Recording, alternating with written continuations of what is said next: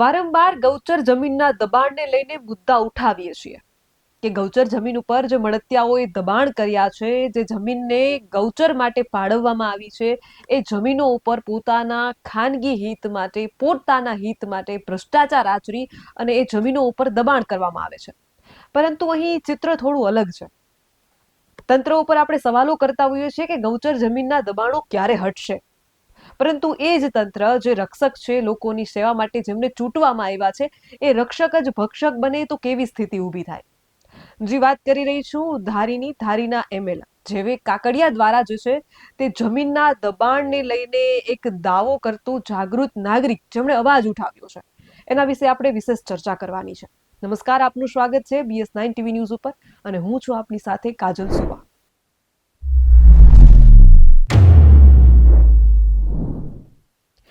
એક જાગૃત નાગરિક જે છે તે વિડિયાની કમેન્ટમાં પોતાના નંબર ટાંકી અને જણાવે છે કે ધારીમાં મોટા પાયે જે છે જમીનનું એક દબાણ થયું છે અને આ દબાણ કરનાર ભાજપના જ ધારીના એમએલએ જેવી કાકડિયા કે જેમના ઉપર એમણે આક્ષેપો કર્યા છે કે જમીનનું દબાણ કર્યું છે. આ સમગ્ર ઘટના શું છે તેના વિશે સહવિશેષ ચર્ચા કરવા આપણી સાથે પ્રફુલ કાકડિયા જોડાયા છે.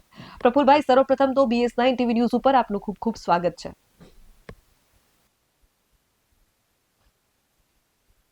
નમસ્તે. સૌ પ્રથમ તો હું તમારો આભાર વ્યક્ત કરું છું કે તમે તમારી ચેનલમાં મને ડેબિટ કરવાનો અવસર રૂડો આપ્યો છે.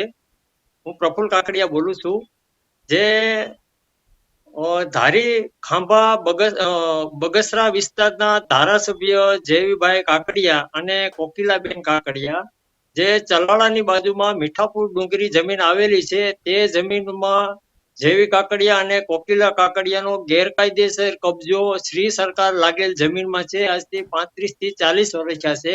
અને મેં એક જાગૃત નાગરિક તરીકે મેં મુખ્યમંત્રી કાર્યાલયમાં 2017માં અરજી કરી, અનેક રજૂઆતી કરી છતાં કોઈ કાર્યવાહી અધિકારીઓ કરેલ નથી. ઓર્ડર થઈ ગયેલા છે 2028/9/2017માં કે 30 દિવસમાં પોલીસ પાર્ટી સાથે રાખીને કબજો લઈ લેવાનો, ત્યાર પછી ઓર્ડર થયા છે. તો જેવી કાકડિયા કોંગ્રેસમાં ચૂંટાઈને આવ્યા તો 2018માં ચલાલા પોલીસ સ્ટેશને 160નો સમન્સ મને મોકલેલ. તો બીવી બોરી સાગરે કોના કહેવાથી મને સમન્સ કાઢ્યો છે. જેવી કાકડિયાનો જે કબજો છોડવાનો થતો હતો એના હિસાબે એને મને ચલાળા પોલીસ સ્ટેશનમાંથી જે સમન્સ કાઢ્યો છે, મેં એનો જવાબ એને મોકલી દીધો છે કે અમે તમારી કચેરીમાં અરજી કરી નથી તો અમારે તમને કોઈ જવાબ આપવાનો થતો નથી. અમે જે કાંઈ અરજી કરી છે એ કલેક્ટર સાહેબ અમરેલી અને મુખ્યમંત્રી કાર્યાલયમાં અરજી કરેલી છે. અને ત્યારબાદ જેવી કાકડિયા એમાં ગણોતિયા પાસે 2018માં હાઈકોર્ટમાં પિટિશન દાખલ કરે, હાઈકોર્ટમાં એનો દાવો કાઢી નાખ્યો છે, મનાઈ મળેલ નથી. અને મામલતદાર સાહેબને નિર્ણય લેવાનો જે જવાબ હાઈકોર્ટે આપ્યો છે, તો મામલતદાર સાહેબે જેવી કાકડિયાના દબાણથી અમરેલી જિલ્લાના કલેક્ટર સાહેબ, ધારીના મામલતદાર સાહેબ, ધારીના નાયબ મામલતદાર સાહેબ એના દબાણથી કામ કરી રહ્યા છે કે એને કબજો છોડવો ન પડે. તો ઈ કબજો ગમે ત્યારે જેવી કાકડિયાને છોડવો પડે એમ છે. જે શ્રી સરકાર લાગેલ જમીન છે તે આજથી વર્ષો પહેલા ડુંગર ખોડા ના વધારે જમીન હોવાથી ઈ જમીન ટોચ મર્યાદામાં ગયેલી છે, એટલે શ્રી સરકાર દાખલ થઈ ગઈ છે. અને જેવી કાકડિયા અને કોકિલા કાકડિયા ઈ જે સરકારી જમીન ઉપર જ્યારથી તેનો કબજો છે, મેં સરકારને એવી વિનંતી કરી છે કે તમે આનો જે ખેતીની આવક કરી તેમાં એની ચક્રવૃદ્ધિ વ્યાજ વસૂલાત કરો, જે આવક કરી છે ઈ વસૂલ કરી અને એને પાસાની કે જે કાંઈ સજા થાય તે બંનેને સજા આપો. પણ અધિકારીઓના મેળા પીપળામાં કોઈ કાર્યવાહી કરી નથી. અને 31 ડિસેમ્બર 2021ની સાલમાં મને કલેક્ટર સાહેબે પત્ર મોકલેલો કે નાનજીભાઈ માંદળિયાની તરફેણમાં કબજો છોડી દીધો છે. તો નાનજીભાઈ માંદળિયા મયત થયા એના 10 થી 12 વર્ષ જેવો સમય થયો હતો. મયત કબજો છોડવાનો કલેક્ટર સાહેબને કોઈ એવો અધિકાર નથી. અને આ જમીનમાં નંદલાલ નાનજી માંદળિયા ને તેની માતા તરફથી મળેલી છે. અને નાનજીભાઈ માંદળિયાને કોઈ હક ધારણ કરવાનો કોઈ પ્રશ્ન ઉપસ્થિત થતો નથી. તો આવા ખોટા હુકમો કરી અને મને ગેરમાર્ગે દોર્યો છે. અને અનેક અરજીઓ મેં કલેક્ટર સાહેબમાં મુખ્યમંત્રી કાર્યાલયમાં કરી કે ભાઈ હાલ કબજો કોની પાસે છે તે લોકો અમને અધિકારીઓ અમરેલી કલેક્ટર, ધારી મામલતદાર સાહેબ, નાયબ મામલતદાર સાહેબ સ્થળ ઉપર તપાસ કરી અને અમને લેખિતમાં કબજો કોની પાસે છે. તો 1.5 વર્ષ જેવો સમય થયો તો જેવી કાકડીયાએ એના મળતિયા નું નામ દાખલ કરેલ છે, શ્રી સરકાર નામ કાઢી નાખેલ છે. અને મને જાણવા મળ્યું એટલે મેં આઈટીઆઈ મુજબ માહિતી માંગી તો મામલતદાર સાહેબે મને માહિતી આપી. તો 4/10/2024 ની પ્રથમ મુદત, 7/10/2024 ની બીજી મુદત, ત્રીજી મુદત 9/10/2024 અને 14/10/2024 જો 10 થી 12 દિવસના સમયગાળામાં કેસ ચલાવી અને જો મામલતદાર સાહેબે હુકમ કરી નાખ્યા હોય તો અમે એને એવું જણાવ્યું છે કે ભાઈ તમે ઢંઢેરો ટીપાવ્યો છે, દાંડી ટીપાવી છે, જે કાંઈ તમે હોય તમે અમને લેખિતમાં આધાર પુરાવા આપો. અને આવા ખોટા કેસ તમે ષડયંત્ર કરી મિલીભગતની હિસાબે ખોટા કેસ ચલાવી અને રાતોરાત એના મળતિયાને જમીનના માલિક બનાવી દીધા. 30 વીઘા ની આસપાસ જમીન છે. તો આ સરકાર કબજો નથી લેતી. તો જેવી કાકડિયા જ્યારે કોંગ્રેસમાં ચૂંટાણો ત્યારે એના કૌભાંડો છુપાવવા માટે તેને પક્ષ પલટો કરી અને ભાજપનો ખેસ પહેરી લીધો છે. એટલે ભાજપ સરકાર અત્યારે કેટલી પ્રજાને હેરાન કરે છે એ તો જનતા જાણે છે. જનતાને ખબર જ છે કે આ જેવી કાકડિયા અને કોકિલા કાકડિયાના દબાણથી અમરેલીના કલેક્ટર સાહેબ, ધારીના મામલતદાર સાહેબ, ધારીના પ્રાંત અધિકારી સાહેબ, મેં એવું લેખિતમાં જણાવેલું છે કે અમરેલી જિલ્લામાં આવા લાંચિયા અધિકારીનો રાફડો ફાટ્યો છે. જો નાના માણસની કોઈ પણની જમીન હોય તો તાત્કાલિક કાયદેસરની કાર્યવાહી કરી અને એ કબજો ખુલ્લો કરાવે છે. તો આ કબજો સરકાર લેતી કેમ નથી? જો સરકાર કબજો લઈ લે તો અધિકારીઓને આર્થિક લાભ ન મળે. એટલે અધિકારીઓ કબજો ન લેવાનું કારણ છે. અને જ્યારથી જેવી કાકડિયાને કબજો છોડવાનો પ્રશ્ન આવ્યો એટલે જેવી કાકડિયા અધિકારીઓના દબાણથી જ આ કાર્યવાહી કરી છે. અને મને કાંઈ પણ ભવિષ્યમાં થાય તો જેવી કાકડિયા, કોકિલા કાકડિયા અને લાગતા વળગતા અધિકારીઓ, તમામ ઉચ્ચ અધિકારીઓ જવાબદાર છે. એક્સિડન્ટ દ્વારા, ભાડુતી માણસો દ્વારા કે અપહરણ દ્વારા કાંઈ પણ થાય તો તમામ ઇસમો જવાબદાર છે. અને આ વિડીયો જે મેં ચેનલમાં આપ્યો છે એ ચેનલ BS9 ચેનલ વાળાનો હું ખૂબ ખૂબ આભાર વ્યક્ત કરું છું. અને બીજી મેટર એવી છે કે મારી પર્સનલ જમીન જે 2005 નો દાવો હાલે છે એમાં અમારા કુલ મુખત્યાર છે પ્રકાશભાઈ મનુભાઈ ભેસાણીયા, ગામ મોરજર, તાલુકો ધારી, જિલ્લો અમરેલીના. તો મારો ડિસ્ટ્રિક્ટ કોર્ટનો મનાઈ હોવા છતાં એ લોકોએ ગેરકાયદેસર બાંધકામ પ્લોટ વાળાને નવી શરતમાં બોગસ દસ્તાવેજ આપી દીધા, બાંધકામ કર્યું છે. અને 2022માં 25/12/2022માં મેં ચીફ ઓફિસર સાહેબને અરજી આપી. મારી દાવાવાળી મિલકતમાં આ લોકો ગેરકાયદેસર રોડ બનાવવા નીકળ્યા. તો પન્નારા સાહેબ ચીફ ઓફિસર હતા ત્યારે સ્થળ ઉપર આવી અને રોડનું કામ એને અટકાવેલું. તો ત્યારબાદ આ લોકોએ 1 મહિના જેવો સમય થયો તો મને જાણ થઈ એટલે મેં ચીફ ઓફિસર સાહેબને અને એન્જિનિયર સાહેબે મેં વાતચીત કરી કે ભાઈ મારી અરજી પેન્ડિંગ છે તમારી કચેરીમાં અને ડિસ્ટ્રિક્ટ કોર્ટનો મનાઈ છે 2009 તકરારી મિલકતની દાવો ચાલતા સુધી બંને પક્ષે યથાવત પરિસ્થિતિ જાળવી રાખવાની. તો તમે સાહેબ કામ અટકાવી ગયો અને ગટર લાઈન જે નાખી છે એ તમે કાઢી નાખો એવી મેં એને વિનંતી કરી કે સાહેબ રતાણી સાહેબ, સાવનકુમાર રતાણી સાહેબ છે ચીફ ઓફિસર, ચાર્જ ઉપર આવે છે ચલાળા. તો મેં એને જણાવ્યું કે સાહેબ મારે તમને પરેશાન કરવા નથી, તમે તાત્કાલિક ગટર લાઈન કાઢી નાખો. તો હજી એને કોઈ કાર્યવાહી કરી નથી.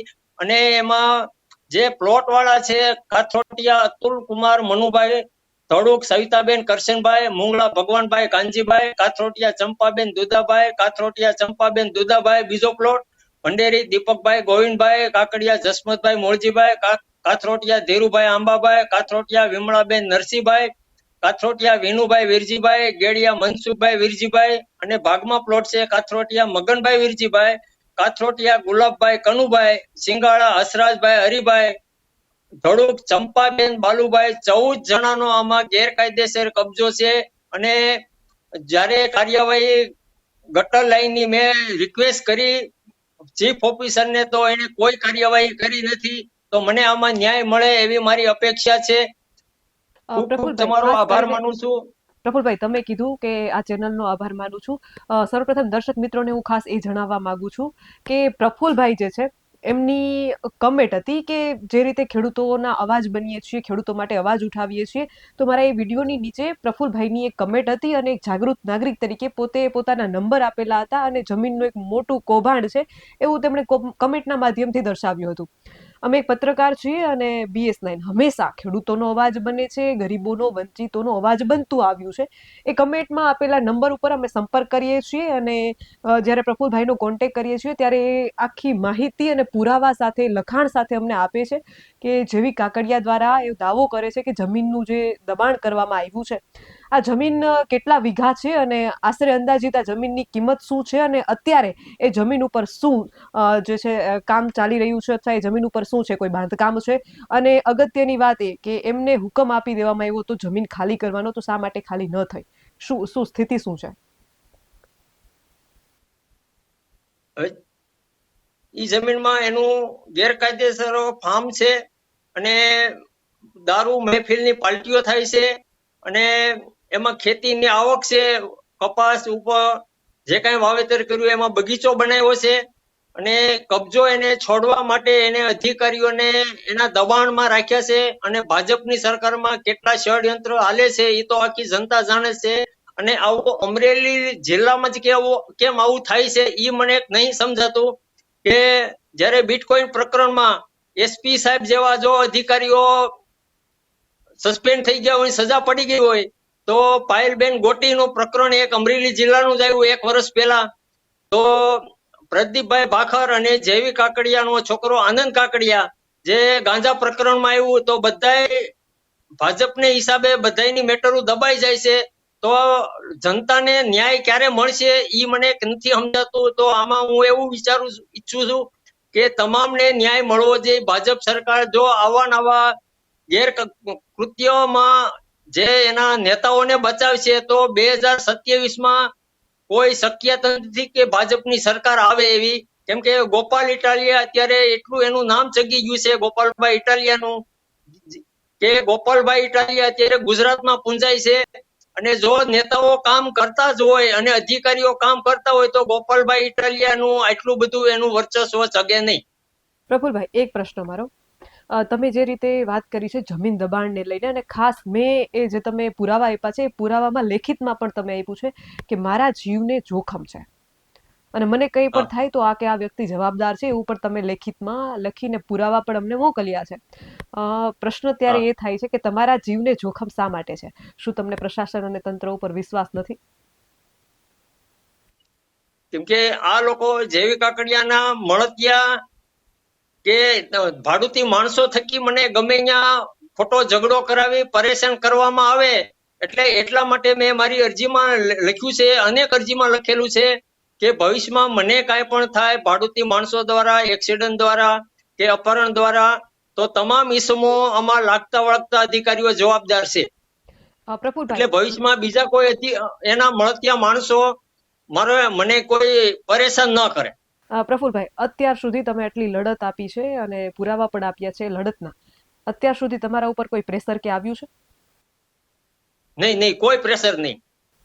અને તમે જે સરકાર સામે, તંત્ર સામે જે લડત આપી રહ્યા છો, તો તમને શું જવાબ મળે છે?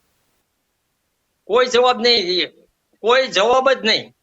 કેમ કે ભાજપ સરકાર એક તરફી છે અને આ ભાઈને જેવી કાકડિયાને જયારે એના કૌભાંડો ખુલ્લા પડેમ હતા એટલે એને 2018માં પક્ષ પલટો કરી અને ભાજપનો ખેસ પહેરી લીધો. તો જો ભાજપ સરકાર એક તરફી હતી તો ત્યારે 2017માં જેવી કાકડિયા ચૂંટાઈને આવ્યા કોંગ્રેસમાં, તો ત્યારે ભાજપ સરકારે કેમ કાર્યવાહી ન કરી?